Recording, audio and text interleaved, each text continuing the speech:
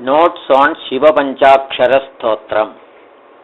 This stotram is written by Adi Shankaracharya. This stotram has 5 slokas and 1 Phalashruti sloka. The slokas 1 and 2 are in the meter Indra Vajra and 3 to 5 are in the meter Upajadi. The Phalashruti sloka is in Anushtup. I have chanted as per meter. Happy chanting. Shiva Panchakshara Stotram. Om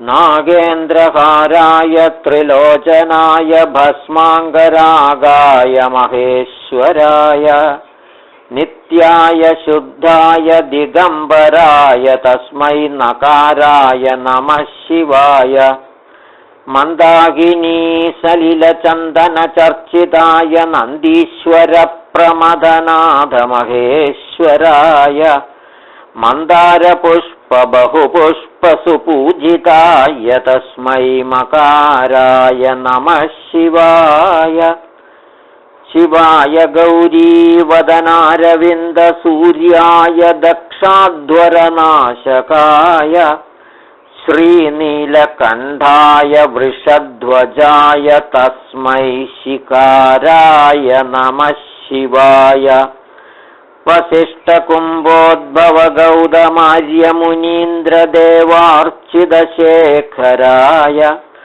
Chandrarka Vaishwanara Lojanaya Tasmai Vakaraya Namah Shivaya Yakshaswarupaya Jadadharaya Pinagahastaya Sanatanaya Divyaya Devaya Digambaraya Tasmai Yakaraya Namah Shivaya Panchaksharamidam punyam yappadet Shivasannidau Shivalokam avapnodi Shivena sahamodade.